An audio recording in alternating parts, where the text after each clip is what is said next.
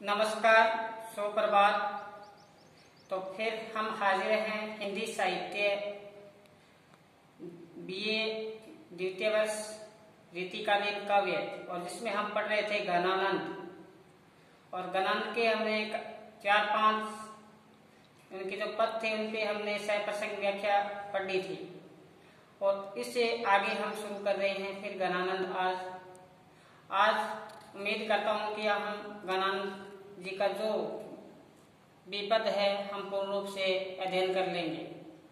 गणानंद जी ने शुरू में बताया था, अति सुदो स्नेह को मार्ग है, अति सुदो स्नेह को मार्ग है, जहाँ नेकु श्यानक बांक नहीं, ता साचे चले तज आपन को, जिजके कपटी निशांक नहीं, तुम तो कौन सी पार्टी पढ़े हो लल्ला, मन दोहू छंटाक नहीं। प्रेम के बारे में बताया, और इधर वियोग की जो पीड़ा छटपटाट वो उस पर वर्णन किया। इसी प्रकार से आगे बताया था गणानंद जी ने कि भोर ते सांझ कानन और निहारती, एक वियोग से पीड़ित नायिका अपने स्नेही पात्र को सुबह से लेकर शाम तक कहाँ निहारती है, उस जंगल की तरफ देखती है जहाँ उसका प्रिय पात्र गया हुआ है। भोर ते सांझ कानन और निहारती, बावली नेकू नहीं हारती, बावली बन चुकी है अपने प्रेम के पास में और हारती भी नहीं है, हार जाए तो प्रेम नहीं है। तो क्या कहते हैं, बावली नेकू नहीं हारती। तो आगे बताया, जैसे ही उसका प्रीतम उसको दिखाई पड़ता है, गान आनंद आसन और सरगारती, वो भी अवसर खो देती है जब उसका प्रिय सामने आता है, देख नहीं पाती है। तो उनकी जो देखने की जो तड़प होती है, वो व्याकुलता होती है, वो तृप्त नहीं होती है, बेचैन रहती है। वियोग दशा में हमने गणानंद के अच्छा संत काव्य है, इसमें हम अध्ययन कर रहे हैं। इसी प्रकार से आगे बताया था, इनका पद आता है गणानंद जी का कि सोयो ने सोईबो, जागो ने जागीबो, न तो सो पाते न जाग पाते, अनोखी लागी रही चाहे की। ऐसी एक विचित्र अग्नि अंदर लगी रही है, जो चाहे की है, भबक है, ऐसी तड़प है, ऐसी व्याकुलता है जो अंदर लगी हुई है अपने प्रिय पात्र को पाने के लिए। इनका प्रेम है बड़ा ही उच्च कोटि का है, इसमें लगाव चतुराई कुछ नहीं चलता। तो क्या कहते हैं, एक ऐसी अनोखी आग लगी हुई है। तो मैंने कल ही आपको बताया था कि अंदर आग लगी रहे, धुआं प्रकट ना होए। गणानंद जी का काव्य ऐसा है जिनके हृदय में तो क्या लगी रहती है, आग, लेकिन धुआं प्रकट नहीं होता। क्या कहते हैं, अंदर आग लगी रहे, धुआं प्रकट ना होए। और इसी प्रकार से एक मैंने पंक्ति बताई थी जो आपको सदैव याद रखनी है, जो ब्रजनाथ ने लिखी थी कि समझे कविता घन आनंद की, समझे कविता घन आनंद की, ही आंखन की पीर जगी। गणानंद जी का काव्य वो ही समझ सकता है जिसके हृदय में वियोग रूपी आंखें हो, जो तड़प हो, व्याकुलता हो उसके अंदर, वही उस बात को समझ पाता है। इस प्रकार से हमने आगे उनके और जो पद थे वो हमने पढ़े थे, जैसे कि बोलते शाम कानन और निहारती, या रावरे रूप की रीति, रावरे रूप की रीति अनूप। कहते आपकी रूप का जो आकर्षण है वो अनूप ही है, विचित्र है, त्यों त्यों निहारिए अनोखे लागी। कहते आपको जैसे जैसे मैं निहारती हूँ त्यों त्यों क्या लगता है, नया से नया लगता है।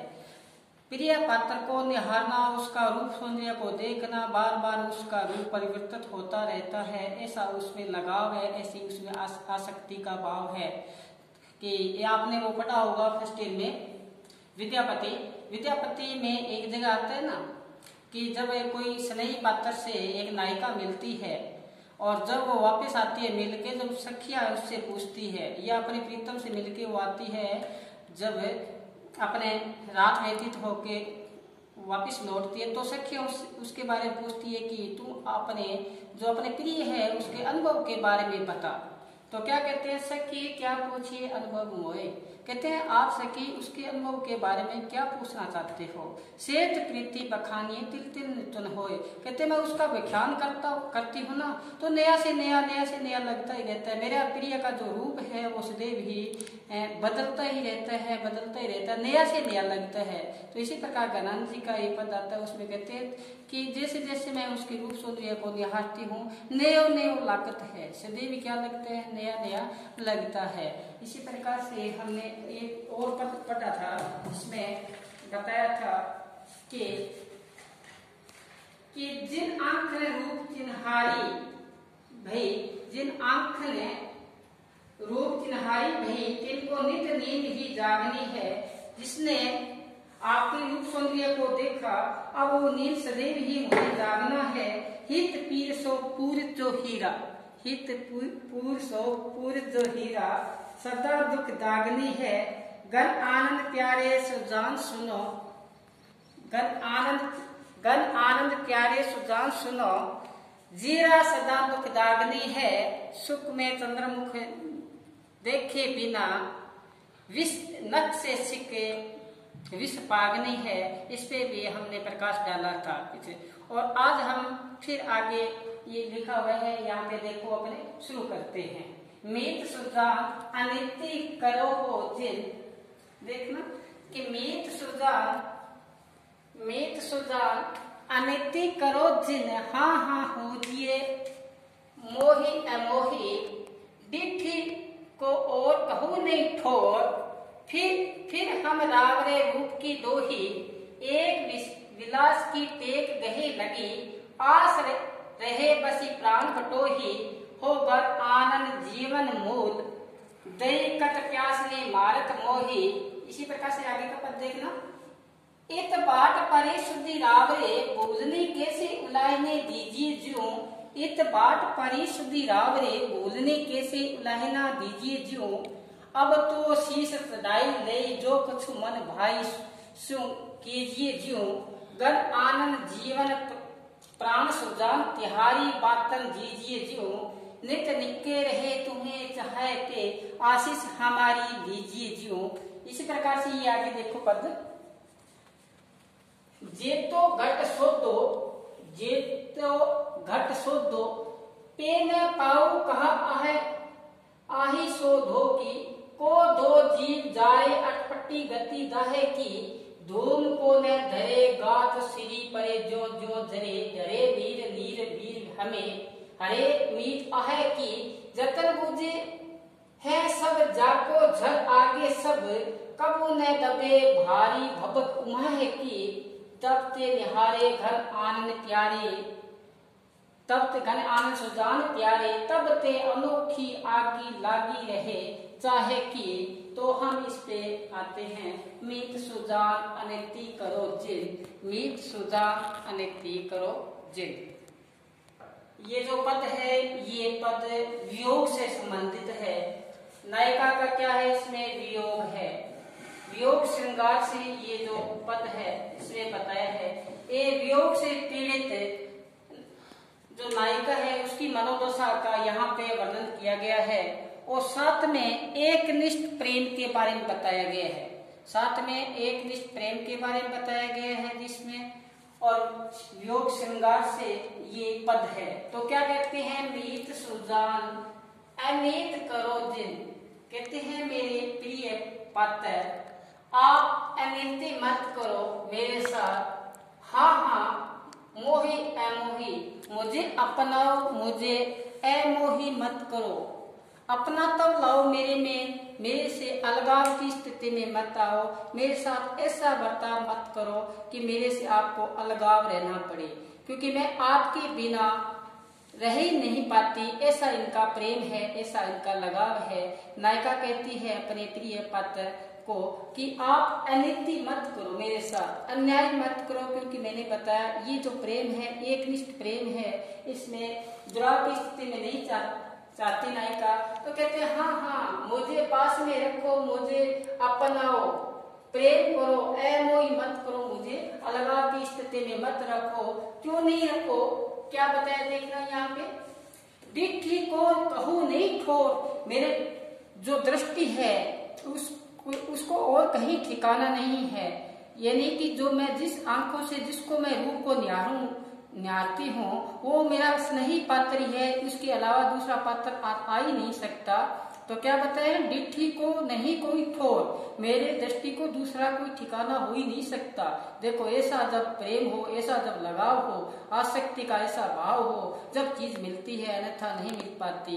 कहते हैं ना, द्वार धड़ी का पड़ा रहे धक्का धड़ी का खाए, कहते हैं उसी के दरवाजे पे पड़े रहो उसी के धक्के खाओ। कहते हैं द्वार धड़ी का पड़ा रहे धक्का धड़ी का खाओ, कभी धड़ी निवासी दर छड़े न जाए। अगर अपने दरवाजा उसका छोड़ दिया तो फिर चीज नहीं मिलती। तो इसी प्रकार उसी के आश्रय में हमें पड़े रहना चाहिए, जो जिस पात्र से जो लगाव रखता है, जो प्रेम करता है। तो क्या कहते हैं, डिठी को नहीं कोई ठोर, मेरे दृष्टि को दूसरा कोई ठिकाना ही नहीं है। कौन सा ठिकाना है, फिर हम रावरे रूप की दोही, एक जो आपका जो रूप है उस पे हम क्या है, नो छावर है, दूसरा हमारे अंदर कोई आ ही नहीं सकता। तो यहाँ वियोग श्रृंगार के अंदर कभी आगे क्या बताना चाहते हैं, देखना कि एक विलास की टेक गह लगी, मुझे एक ही आपका क्या है, सहारा है। टेक का मतलब सहारा है, क्या कौन सा सहारा है, कि आस रहे, मेरे सदैव ही मेरे मन में एक आशा रहती है, मेरे प्राण रूपी बटोही, मेरे प्राण रूपी बटोही मेरे हृदय में क्या करो, आप सदैव निवास करो, क्योंकि आप दूर बच जाओ मेरे से। तो क्या बताए, एक आस रहे, मेरे मन में यही आशा बसी रहती है कि मेरे प्राण रूपी जो बटोही है मेरे सदैव मेरे अंदर ही निवास करे। गण आनंद जीवन मूल की, देखो कितनी बड़ी पंक्ति है ये, गण आनंद जीवन मूल। गणानंद जी के माध्यम से क्या कहना चाहते हैं, क्या कहते हैं, आप तो क्या हो, गण आनंद हो, बादल हो, और जीवन के क्या हो, मूल हो। जब मान लो कोई पेड़ मुरझा जाता है तो बारिश आती है तो उसमें क्या है कि उसमें नई नई पत्तियां निकलती है, नई नई कोपलें निकलती है, वो हरा हो जाता है पेड़ जब बारिश आती है। तो कहते हैं आप तो जीवन के क्या हो, मूल हो, और ऐसे मूल हो, फिर मुझे क्यों आप प्यास से मार रहे हो, मारत मोही, आप मेरे को जीवन दाता होते हुए भी फिर प्यास क्यों मार रहे हो। तो क्यों न आप मेरे को दर्शन नहीं देते, सब कुछ होते हुए मेरे, देखो कि मैं सदैव आपको कहता हूँ कि औरत का श्रृंगार उसका प्रीतम होता है। तो इसी प्रकार यहाँ पे जो घन आनंद है, यहाँ पे घन आनंद जी के बारे में कहते हैं कि मेरे तो जीवन के क्या हो, आप मूल हो, और मूल होते हुए मैं प्यासी क्यों मरूं, तुम मारते हो। वियोग के अंदर बताया है कि आप प्यासे, यानी कि बादल होते हुए मैं प्यासा मरूं, ये तो फिर अलग बात हुई ना। तो कहते हैं आप सब कुछ मेरे लिए हो, तो आप सदैव मेरे साथ अनिति मत करो, मुझे अपनाओ, मुझे अमोही मत करो, अपनाओ, क्योंकि मेरे को दूसरा कहीं पे ठिकाना नहीं है। और मेरा जो जहाँ आपका रूप सौंदर्य पे मैं आसक्त हूँ, क्योंकि वही मेरा क्या है, सहारा है। आप तो मेरे क्या हो, प्राण के बटोही हो और जीवन के बादल हो, फिर भी मैं प्यासी क्यों मरूं। तो ये इसमें बताया गया है। गण आनंद जीवन मूल, गण आनंद जीवन मूल, इसमें कौन सा अलंकार बताया, ऐसा अलंकार बताया है। तो ये बात इसमें बताया है। साथ साथ में इसमें पूरा का पूरा में छह का अनुप्रास आया है। आगे देखें इसमें दूसरा पद कौन सा बताया है, देखना कि इन बाट परी शुद्धि रावरे, बोलने कैसे उलाहना दीजिए ज्यों। वो जैसे मैंने पहले बताया वैसे इसमें आया है, एक निष्ठ प्रेम उभर के सामने आया है। तो क्या बताया है, एक नायिका अपने प्रीतम को उलाहना देती हुई उपलब्ध का भाव प्रकट करते हुए कहती है, क्या कहना चाहती है, देखना कि इन बाट पर, कहते मैंने आपका रास्ता देखा तो आपकी सदैवी याद आई, शुद्धि आई, और जब आपने मेरा रास्ता देखा तो सदैव क्या आया, भूलना आया। जब मैं आपका रास्ता देखती थी तो मैं आपको भूल ही नहीं पाती थी, सदैव मेरे अंतःकरण में आपको बसाना चाहती थी। लेकिन आपकी स्थिति विपरीत है और आपने मेरे को सदैव क्या किया, भूलना ही आया, शुद्धि नहीं आई। ऐसा हुआ तो कहते मैं उलाहना किसको दूं। देखो कि जब प्रिय पात्र आपस में उनका ही प्रेम होता है, कहते हैं प्रेम दोनों ओर पलता है, दीपक के जलने में आली पतंगे की भाग्य लिपि काली। तो जब ये इनका जो प्रेम हुआ लगा हुआ, एक नायिका उलायना देती हुई कहती है, जब मैंने रास्ता देखा आपकी याद आई, और लेकिन आपको सदैवी क्या आया, भूलना आया। अब ऐसा भूलना आया तो मैं उलायना किसको दूं? उलायना देने के लिए है ही नहीं मेरे पास कोई दूसरा, क्योंकि उलायना देने के लिए एक आप ही हो। मैंने पहले पिछले गत क्लास में बताया था कि चाहो अनचाहो जान प्यारे पे घर आनंद, कहते चाहे प्रेम करो चाहे न करो, चाहो अनचाहो जान प्यारे पे घर आनंद, प्रीति रीति विषम सुम रोम रोम रमी है। जब प्रिय पात्र होता है, उनका जो स्नेह होता है, उनका जो लगाव होता है, उनका प्रेम ऐसा होता है जैसे दूध में क्या मिला हो पानी, तो उसको अलग नहीं कर सकते। करोगे तो कैसे करोगे कि प्रीति जानो पे पानी संग जो अपनन को जारे, ऐसा अगर उनको अलग करोगे तो दूध को पहले गर्म करोगे तो जलेगा कौन, पानी जलेगा, अपना अस्तित्व मिटा देगा, यानी कि उसमें अपने आप को नुकसान हो जाएगा। इसी प्रकार से बताया है कि जब हम दोनों का जो स्नेह था, लगाव था, चाहे मैं तो आपको सदैव याद रखा, आपने सदैव भुलाया, लेकिन अब भुलाए ना दो तो किसको दूं?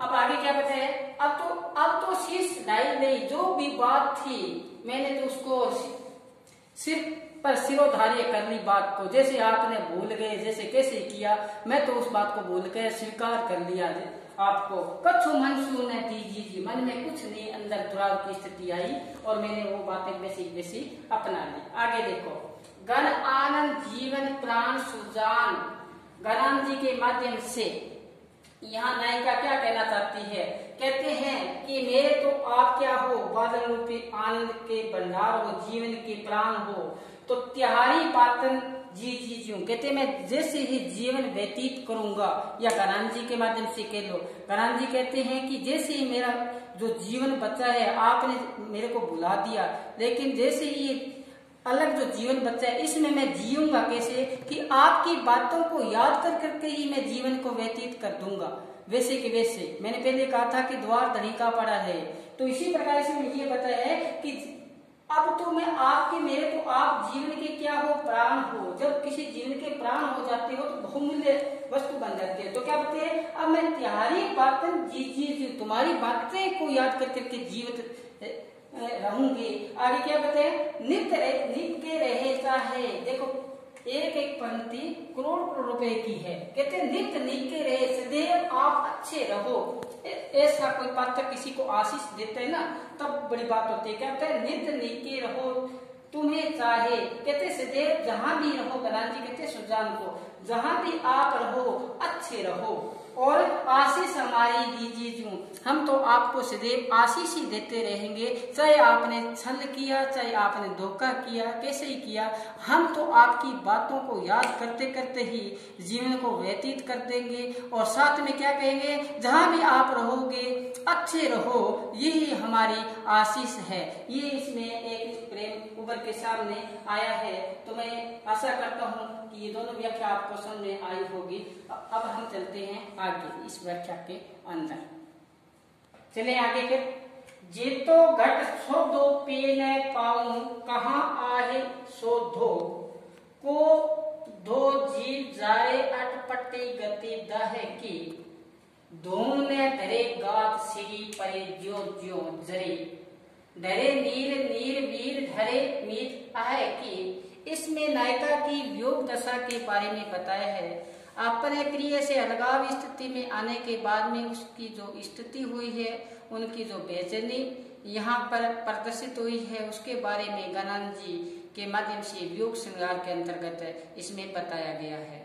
तो क्या बताया गया है, देखो आप कि जे तो घट सो तो, एक नायिका कहती है जितना मैं, घट का मतलब हृदय, जितना मैं हृदय को खोजती हूँ, जितना हृदय को खोजती हूँ, सो तो मतलब खोजती हूँ, पे न पाऊं, फिर भी मैं पार नहीं पा सकती। कौन सा पार, कहो आहे धोखी, मेरे अंदर एक अटपटी आहे लगी हुई है बेचैनी की। देखो कि मैं जितना घट को सोचती हूँ, हृदय को खोजती हूँ, पता नहीं मेरे अंदर एक जलन लगी हुई है, मेरे अंदर एक आग लगी हुई है। कौन सी आग लगी हुई है, वियोग की, तड़प की, व्याकुलता की, बेचैनी की, यो आग लगी हुई है। कौन से क्या कहते, को दो जीव जा रहे, मेरे अंदर बैठा हुआ जीव, वो उससे जल रहा है, क्योंकि जा रहे वो आग है, वो कौन सी है, अटपटी आग है, कौन सी, दाहे की अग्नि की आग अटपटी लगी हुई अंदर, ऐसी आग लगी हुई है जो मेरे हृदय को जला रही है। मेरे प्रीतम के अलगाव की स्थिति में आने के बाद मेरी स्थिति, नायिका कहती है ऐसा हुआ है। देखो ये होता है जब अलगाव की स्थिति में आ जाती है नायिका, तो उसका हृदय को जितना भी खोजो अंदर पार नहीं पा सकते, अंदर आग लगी रहती है। जिस प्रकार से आपको पता होगा कि ये जो प्रेम है, ऐसा ही प्रेम आत्मा और परमात्मा का होता है, ऐसा ही नायक नायिका का प्रेम होता है। जब एक बार, क्या आपने नाम सुना होगा ब्रह्मानंद जी का, एक बार ब्रह्मानंद जी को अपने ईश्वर से जब लगाव होता है, उसकी तड़प होती है, बेचैन होकर चारपाई पे पड़ जाते हैं और लोग उनको क्या समझते हैं, बीमार समझते हैं। तो घर वाले डॉक्टर को बुलाते हैं और क्या कहते हैं कि डॉक्टर आके उसकी नब्ज को देखता है, तो घना अपने ब्रह्मानंद जी उस डॉक्टर को, उस वेद को क्या कहते हैं कि नब्जिया वेद क्या जाने, मुझे दिल की बीमारी है।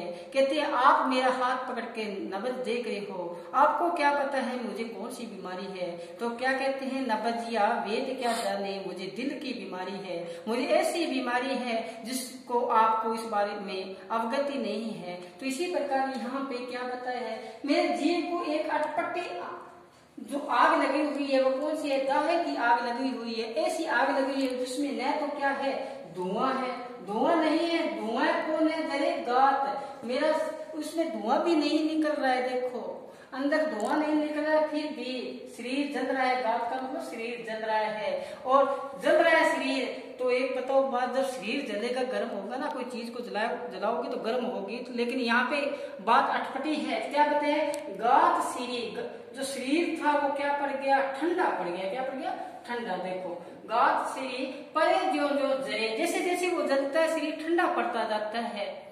ऐसी दशा हो जाती है जब अलगाव की स्थिति में नायिका आती है। तो कहते हैं अंदर से धुआं निकल रहा है, लेकिन धुआं जब निकलता है, जलता है, शरीर जलता नहीं है, शरीर क्या हो रहा है, ठंडा पड़ रहा है, जो जो जले।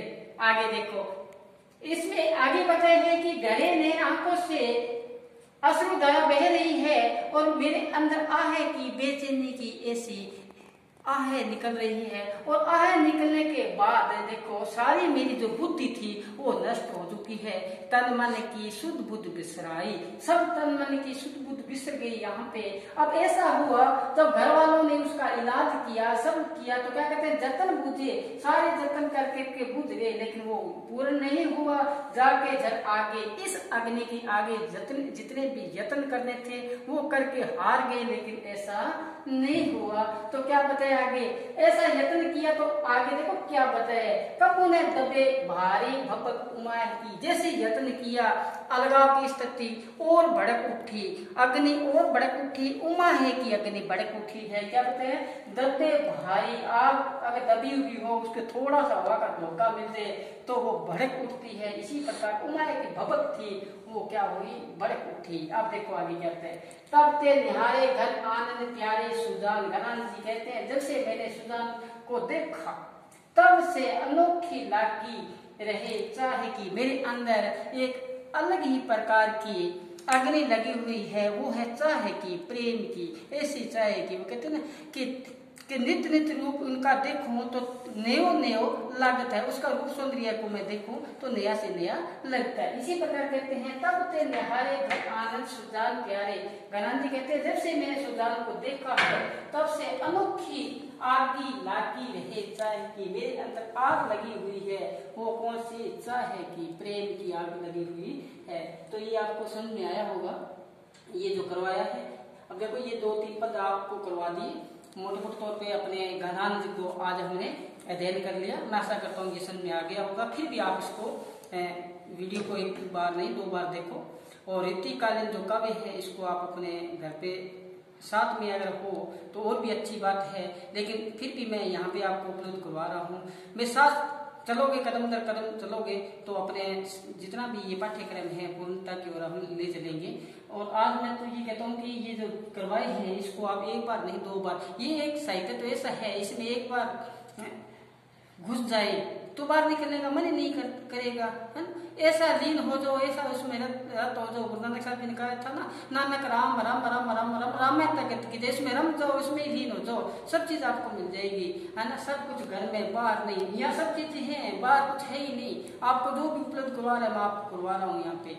इससे ज्यादा और भी आपको लगे फिर आप मेरे को बताना, जो आप समझ में नहीं आया हो। मैं आशा करता हूँ ये आपको सारी समझ में आ गया होगा। तो ये लगे रहो, आप जो भी पद है आपको मौके की याद होनी चाहिए। सारे के सारे गजानन जी का नाम आते ही आपके अंदर जिस प्रकार सागर में लहरें उठती है ना, उसी प्रकार से आपके अंदर लहरें उठे, तरंगे उठे कि समझे कि पिता घन आनंद की ही आंखन की पीर जगी। कहते गजानन जी की कविता वो ही समझ सकते हैं जिसके हृदय में आंखें हो। अति शुद्ध स्नेह को मारे, इसको तो भूल ही नहीं है। अति शुद्ध स्नेह को मारे गए जाने कुछ पाक नहीं, पहले तो अपना स्नेह से, है ना। वो से पद है, मीठे मीठे पद है, इनको पढ़ते जाओ, अपने आप ही इनके साथ लगाव हो जाएगा। जब तक इसके साथ लगाव नहीं होगा ना, हम इसके साथ तारतम्य जोड़ ही नहीं सकते। तो लगाव रखो, आसक्ति के साथ भाव रखो। ऐसा प्रेम है, ऐसा प्रेम उच्च कोटि का जो प्रेम है, देखो इसमें न तो कोई चतुराई है ना। क्या बताया, अति शुद्ध स्नेह को मारे जहाँ नेक को श्यानक मांग नहीं, चतुराई है ही नहीं, बांकापन नहीं है, टेढ़ापन नहीं है। ऐसा प्रेम पढ़ोगे, ऐसा जब इसके साथ लगाव रखोगे तो आपको मुख्य के ज्ञान याद हो जाएगा सारा। व्याख्या सह प्रसंग अपने एक बार देखोगे, बार बार देखोगे तो अपने ऐसे लगेगा ये तो अपने को सब कुछ आता है। तो ये मैं आशा करता हूँ कि आज बस इतना ही, और पढ़ते रहिए। और आगामी क्लास में हम देखते हैं आगे कल की बात। Thank you.